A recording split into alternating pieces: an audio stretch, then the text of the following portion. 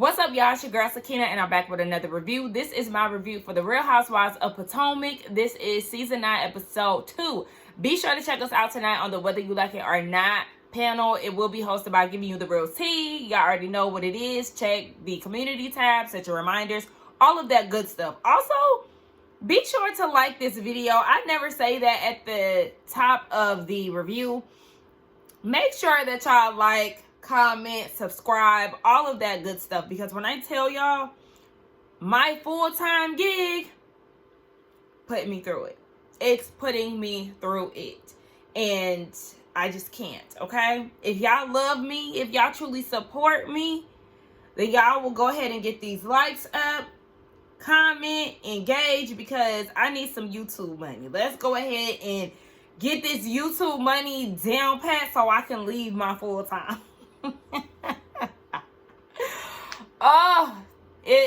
It's just always something lately. Like I said, whether it be work, whether it be personal, but yeah, it's just always something, and I'm here to decompress. So let's have a good time reviewing this show. Y'all know how I feel about Potomac here lately. Not even here lately, because girl, it's only episode 2, but you know, just in the past couple months and things, Potomac has not been my favorite thing to review, but we're gonna change that. We're going to change this around. I do feel like I have an unpopular opinion. A lot of people really enjoyed this episode, and I mean, last week's episode, and I really didn't. I'm actually enjoying New York. A lot of people aren't enjoying New York as much. But, you know, hey, it is what it is. That's what makes the world go on, right? Difference of opinions. So let's go ahead and get into it. It picks up where it left off last week, with Mia running to the bathroom after Jazelle and Karen tag teamed her, telling her that she didn't protect her kids. Again, if y'all watched the panel from last week, y'all seen me doing my impression of Mia doing all that hollering in the bathroom. Girl, cut that out, because it's so fake, it's so forced. I'm not believing you. I don't see tears running down your face. Yes, your eyes might be a little watery, but all that you gave us was not necessary, because that's not the emotions. The tears did not match the shouts, okay? Anyway, you know, everybody's in the bathroom reassuring her and all of this, and she says in her confessional that she really feels some type of way about it, and nobody should be asking her or questioning her protecting her kids, because them babies is good. But I agree with you when it comes down to you saying that this is what Karen does. She deflects. She definitely does. And she definitely threw all of the attention off of her and placed it on you. However, when it comes down to protecting your kids, and your kids walking in and seeing Mr. Ink in the bed with you, meanwhile they know you to be with their dad, girl, that's a lot. That's a lot. And you say that you protect your kids, but just like Erica, shout out to the diva, just like Erica said, the kids talk when they get older. And I can speak for myself, because one thing about it, I too spoke when I got older about some things that I was not okay with my upbringing. Granted, I had a good childhood. You know, my parents did the best that they could as young parents. But also, yes, I did speak on what I did not like, what I did not agree with once I got to a certain age. Once I got 16, that's when I really started being vocal. But once I became, you know, an adult, then that's when I started holding feet to fires. But I still love my parents, and I still respect them nonetheless. So, yeah, just give it some time. And once some kids get older, they definitely will speak on what they saw, how they feel about how certain things went down, X, Y, and Z.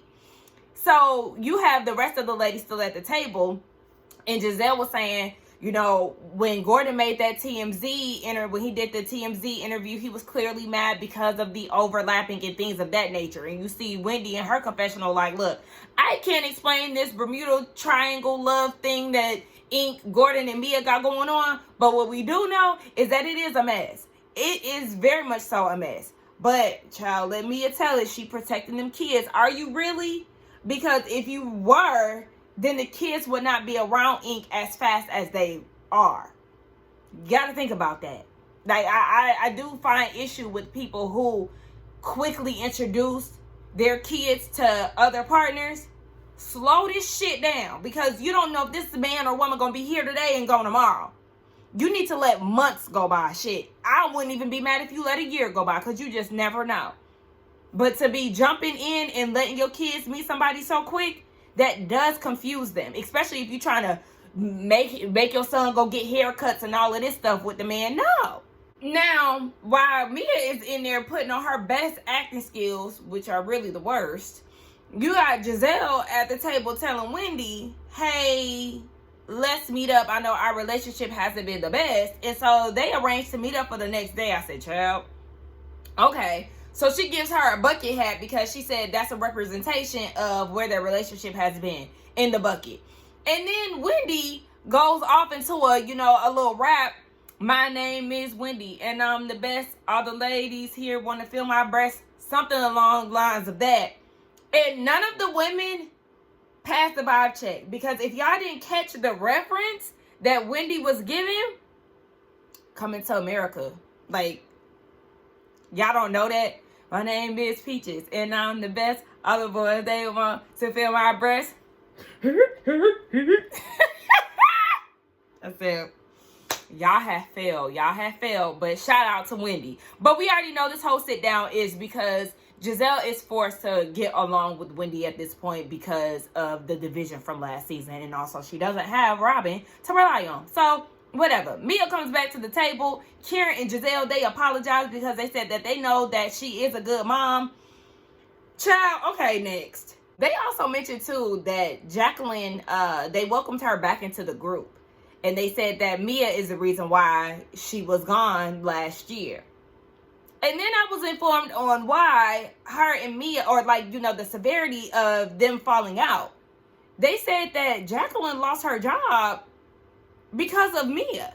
Mia called Jacqueline's job and said she was messing with somebody or something along those lines, and Jacqueline got fired. Why do you want to be friends with somebody like that? And this is all allegedly. I don't want no problems. But why would you want to be friends with somebody who was affecting your livelihood like this? Jacqueline, are you okay? I also need Karen to stop acting like she's just this open book. She's talking about, I can handle anything. Bring it on. But you didn't answer any questions. It doesn't matter who's around. It could be a one-on-one situation. It could be a group setting. You're not going to answer the questions. You have a pattern of this. So please stop acting like you're just willing and ready to face anything head on. You're not. You're the deflect queen and you be ducking and dodging every damn thing. We move over to the sit down with Jazelle and Wendy. Wendy showed up looking amazing, as she typically does. She has on this black shirt with white feathers on it, a red lip, the bob is bobbing. She looks amazing. And she said that she's coming with open arms, even though she is in disbelief that all of this is happening, because just last year, Jazelle is the same one who denied a hug from her and told her, don't touch her. But, I mean, I was kind of in agreement. It did kind of make you look a little crazy going up to her, hugging her, knowing that you truly don't care for her. So it didn't make sense. But yeah, she felt the need to tell you that, and now y'all are here today sitting down. So it was a little awkward at first, but they got to it. Jazelle is like, I'm not coming to you with any isms. I said, what do you mean by that? Does any of those isms consist of color?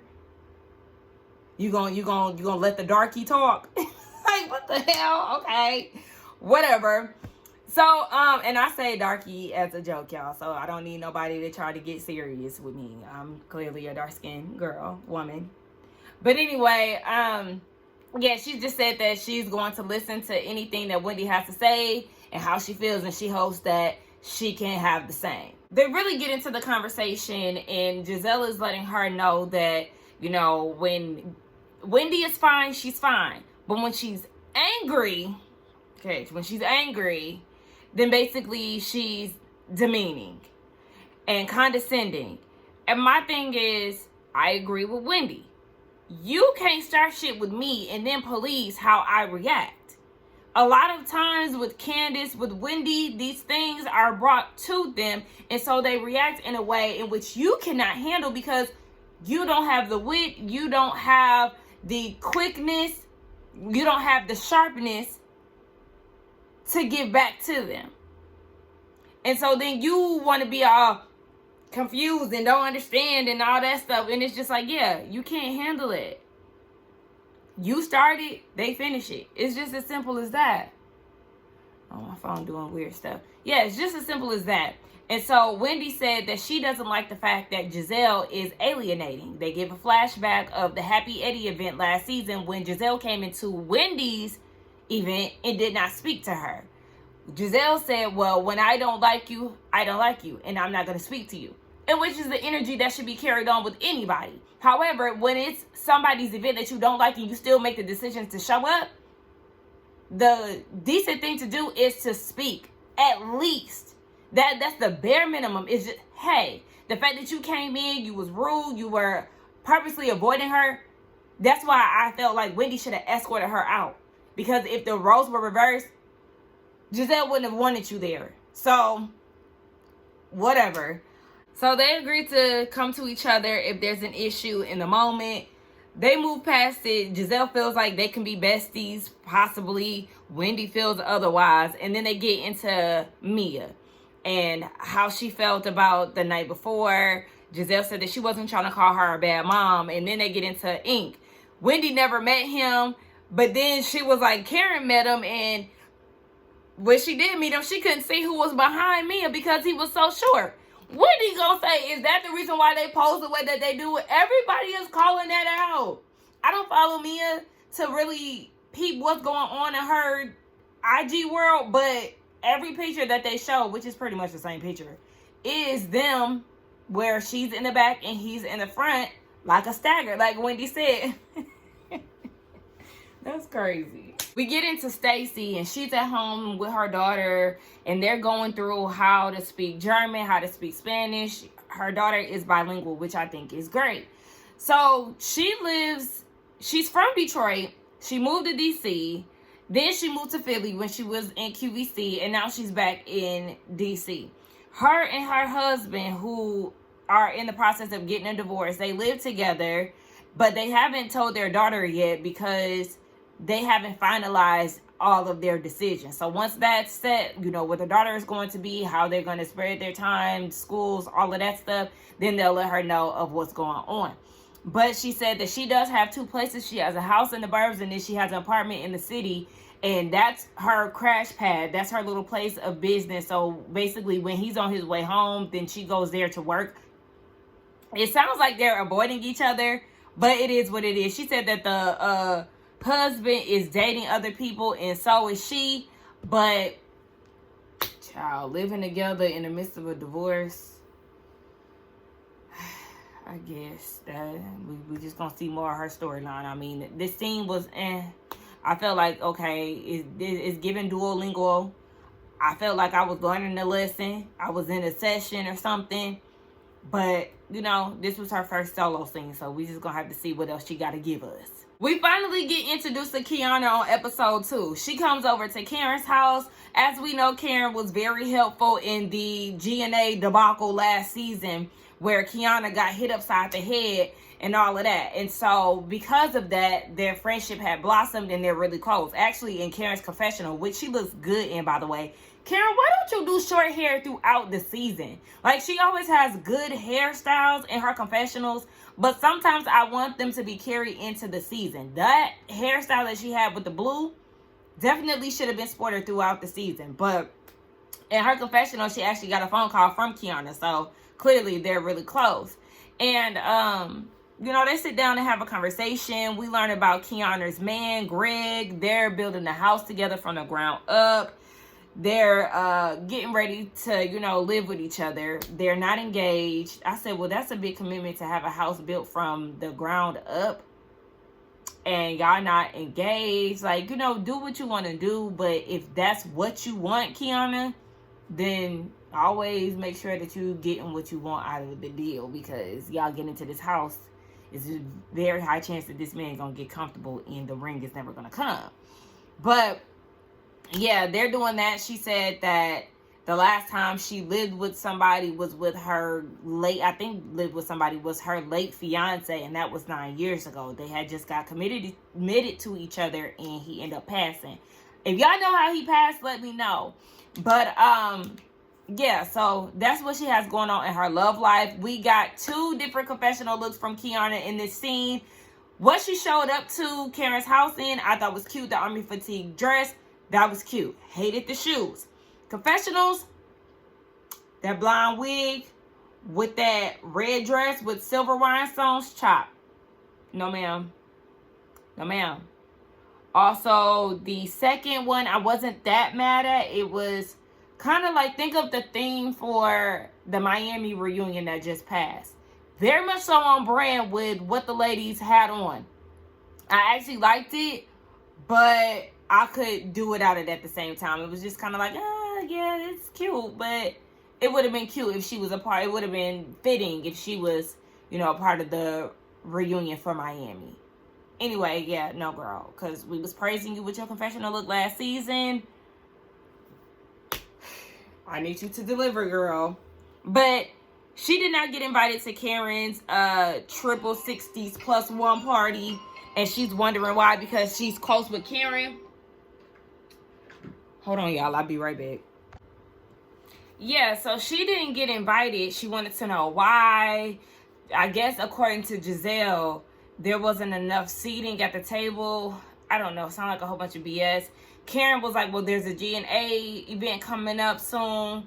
As if she would go to that. And she's not going to go because we already know what happened last time she was at an event. No, thank you. Now, we get this scene with Stacy and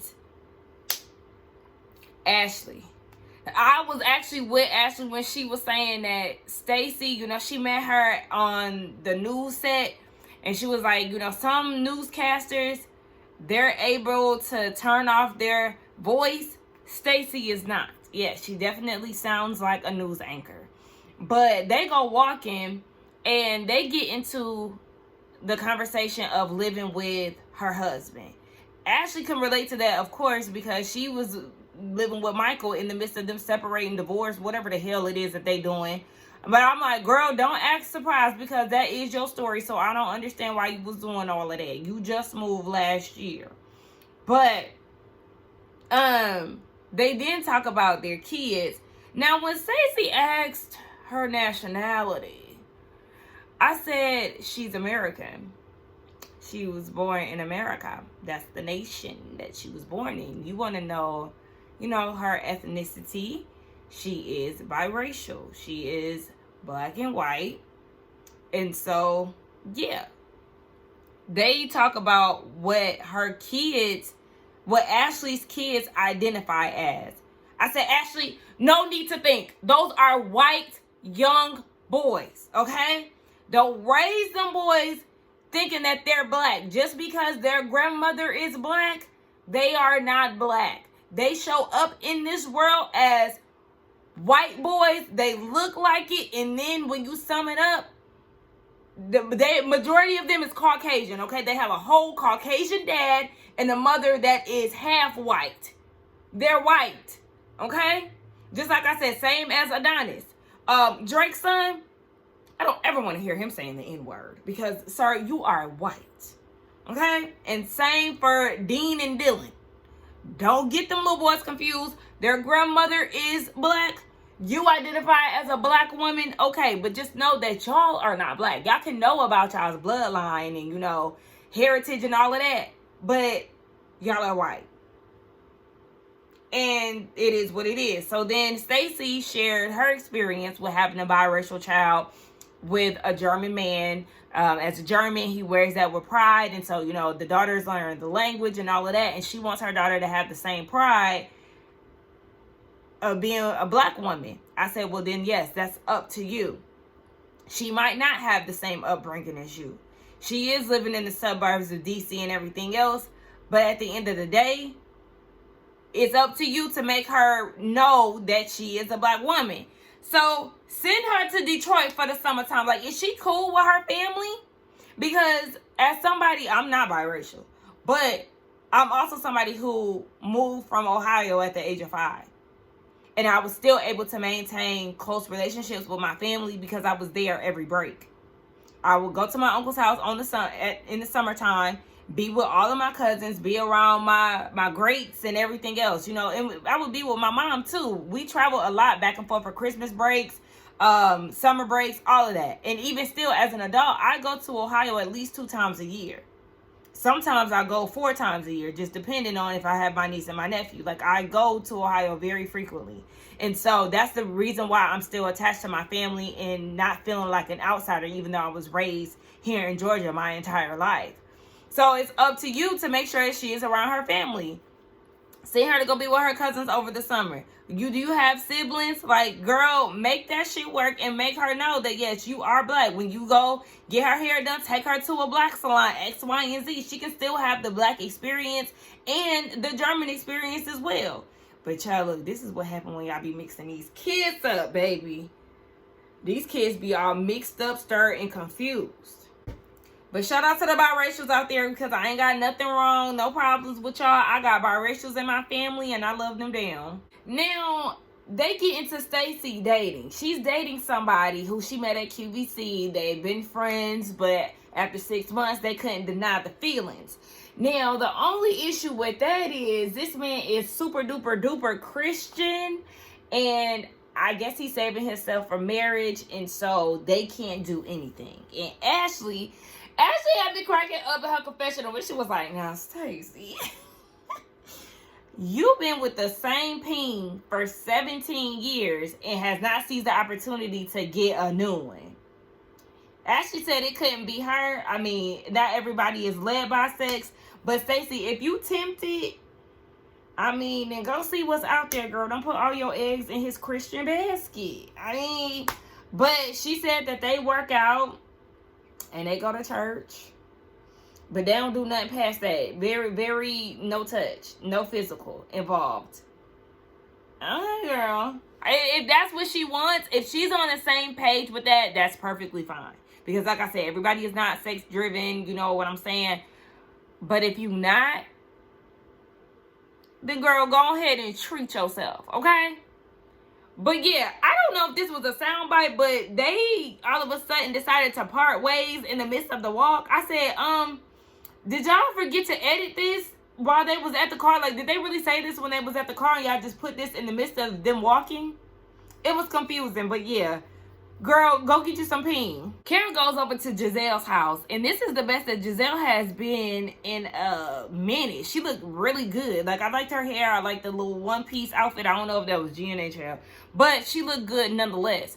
So, Karen is feeling some type of way that Jazelle had a non-alcoholic option on the menu and said that it was for Karen. She didn't say that it was for you.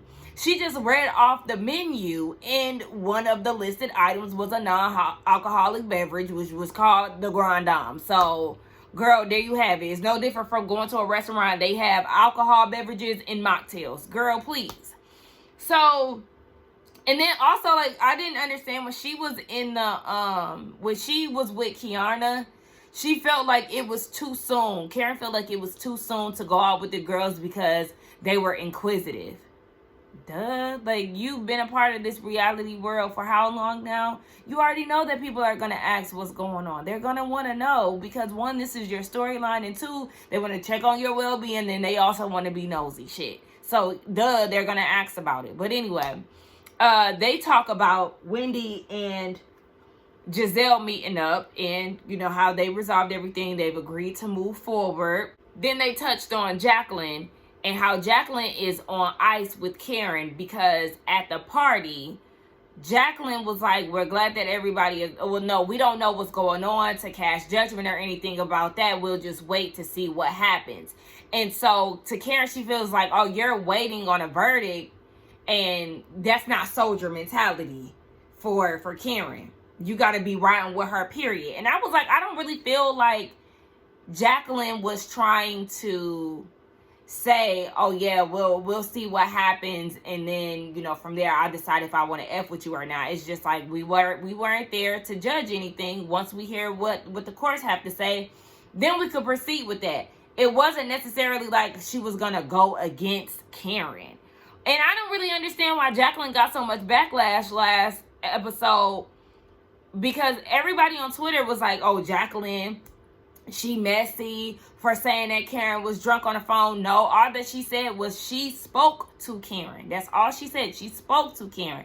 Mia was the one who threw it out there and was like, oh yeah, when you said that she was drunk, that was not Jacqueline's doing. So I don't understand why everybody is jumping down her throat. They talk about Kiana not being at her birthday event, and Jazelle said it was a limited amount of people that she can invite, and so it wasn't anything against Kiana. She doesn't have a problem with her. I said, well, if that's the case, y'all could have swapped out Jacqueline for Kiana, especially when y'all know how close she is to her. I mean, but maybe Jacqueline and Karen are just as close because Jacqueline did say that Karen called her. So, man, I don't know. Somebody could have been swapped out, shit. But I'm saying that Jacqueline could have been swapped out. Nonetheless, they have a GNA event that's coming up.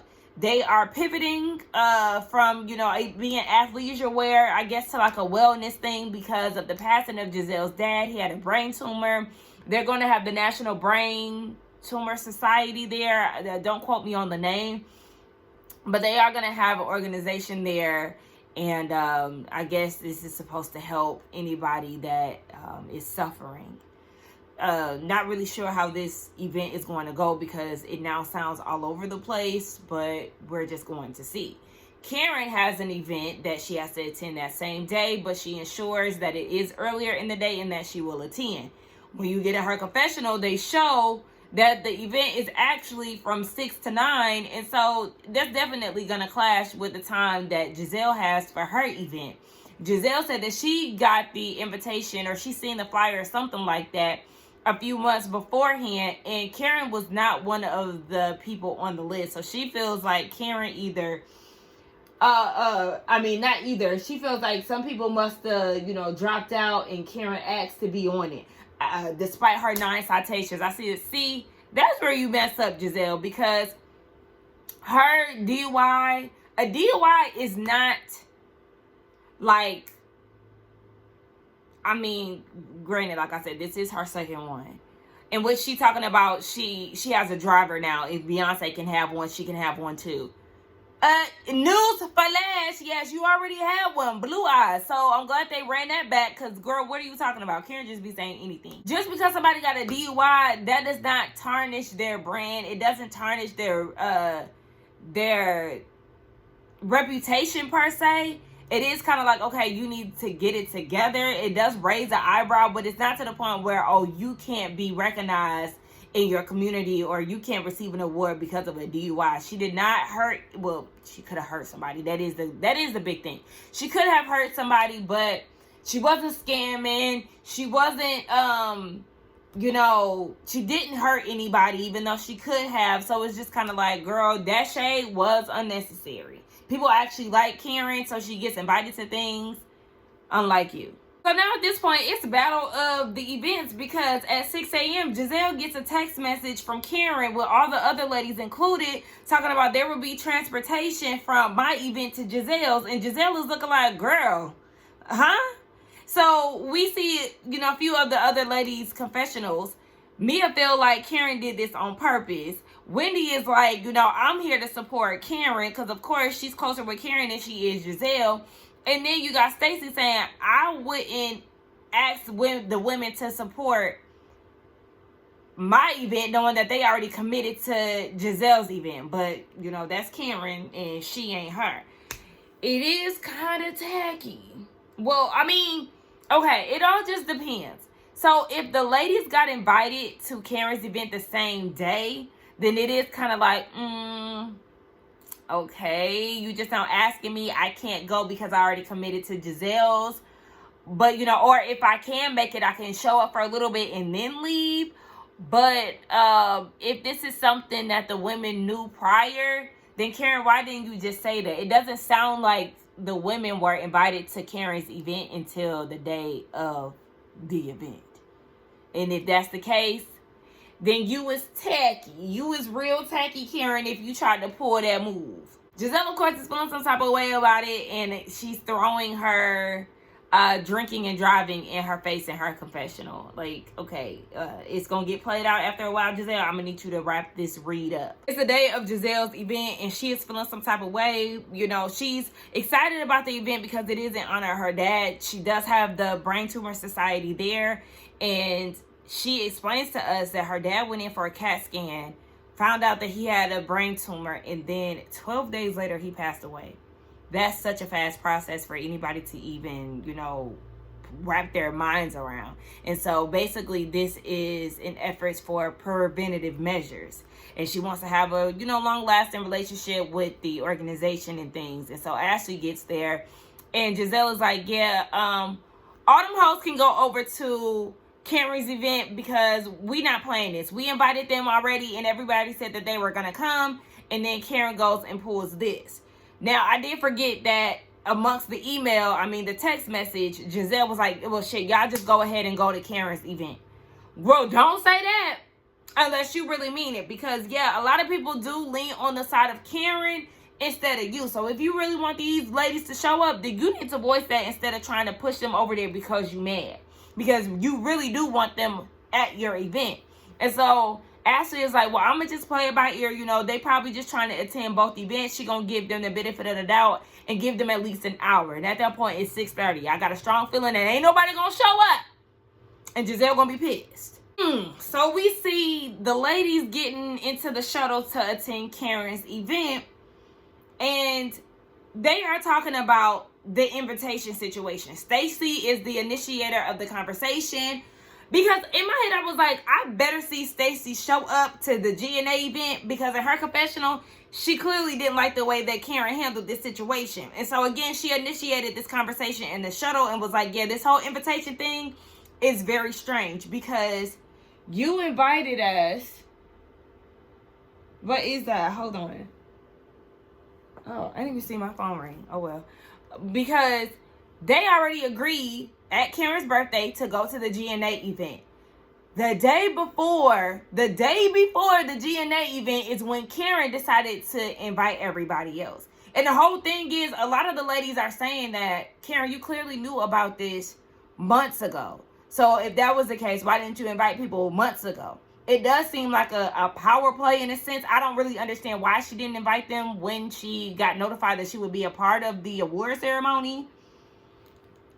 Just does not make sense. But Stacy said that she put them in a very uncomfortable situation, and she's trying to figure out what's going on. Because even Vivian, Karen's friend, showed up to the GNA event, in which I respect her for that. Because yes, if you do RSVP for something, and if there's time, conflicts or whatever, it is best practice to just go with what you committed to first. Jacqueline is also at the GNA event too. They get on the phone with Ashley, the ladies in the Sprinter, and they're telling her, hey, we're going to make it to your event at 8:30. And Ashley is like, the event ends at 9. So if you can't be here by 8, y'all might as well chop that up. And so they get off the phone with Ashley, and everybody is like, y'all, there is no way. We have the distance between the two events is 24 minutes. On top of DC traffic. And it's like, yeah, no, this is not going to work. And so they're thinking about splitting up, because Stacy is very like, y'all, there's no way that we can do that. She's very much so trying to be respectful of the initial event, which is the GNA event. And so Kiana and Wendy, they're like, well, we in support of Karen. So if we need to catch an Uber, then we can do that. And then the rest of the ladies just go to the GNA event, which that's fine. Y'all could definitely split up. I don't see an issue with that. But, time is ticking. Ashley is telling Jazelle, yeah, they said that they was going to show up at 8:30. Jazelle is like, yeah, they might as well just stay where they at, because there's no way. They're rude. They're fucking rude. But I'm like, at the same time, you done showed up to people's events and not spoke to them. Showed up to people's events and made sure that you had on t-shirts and disrespect of them. Like, you've pulled stunts and shows at people's events. So you are not one to try to tell people about event etiquette, Miss Ma'am. Okay? Let's not forget, we got introduced to you on episode 1, season 1, down at Shasha house making crabs and being all over her kitchen and everything, to the point where she no longer wanted y'all there. But yeah, Jazelle is not feeling that. And so her, Vivian, Jacqueline, and Ashley, they sit down to have a conversation. And they let Jacqueline know that Karen is not feeling you. You was not part of the group text. And that's because Karen is mad at you because you said that you was going to wait to hear what the courts had to say. Y'all was struggling to get that out. So if it's choppy, excuse me. But yeah, I too agree that what Jacqueline said was not wrong. I said that earlier in the review. Like, there was nothing wrong with that. Because what we do know for a fact, though, is that Karen did drink, drive, total her car. Well, did she total the car? I don't know. She got in an accident. It's a mess. Okay, so the ladies, they do decide to go over to Karen's event. Wendy and Kiana, they stay. So then you got Jazzy, Stacy, and Mia. They get back in the Sprinter, and they actually make it there at 8 o'clock. So then they go into the event. Even before that, Ashley and Jazelle, they do explain that it was an athleisure brand GNA, but now they're going the holistic route, making it inclusive for, not only the outside, but the inside. I actually think that it is good rebranding, but also, like I said, it's Jazelle and Ashley, so I honestly don't know how successful this is going to be. Like, in theory, this is a good idea, this is a good pivot, but who made y'all health gurus? Especially when Jazelle be looking like she got water retention in the ankles. But anyway, yes, the ladies end up showing up. And the event is very beautiful. I haven't mentioned that. But it is it looked like it was a really nice turnout. So the three ladies get there. And as soon as they step foot in the door, Jazelle stops mid-sentence with somebody and goes and tells the ladies that they need to leave. And then called security. I said, that's you trying to pull a Kenya. But why are you trying to call the security? These women went through great lengths. Ashley told them as long as they are there by 8, then they're good. They got there at 8:02. They showed up. I actually appreciate them, especially because Stacy was very adamant about them being on time, them being there, and they actually made it happen. And then you go and try to turn them around. Bitch, please, you ain't got to worry about me. You know what? Fuck you in this event. Ladies, let's go. Matter of fact, let's go back to Karen's event. Matter of fact, let's do an after party for Karen in her event. Because what the hell? See, just when I was trying to give you a slight piece of benefit of the doubt, you go and pull some fuck shit. But you know what? I actually enjoyed this episode. So I'm not going to give y'all too much of, how I didn't like it or nothing. Because I did have a good time reviewing this episode. So, with that being said, let's get down in the comments and talk. Again, be sure to check us out tonight on the Whether You Like It or Not panel hosted by Giving You the Real Tea. It will be at 8:30 Eastern Standard Time. Yes. So, yes, let's get down in the comments. Don't forget to like, comment, subscribe to my channel, and I will see y'all in the next one. Bye.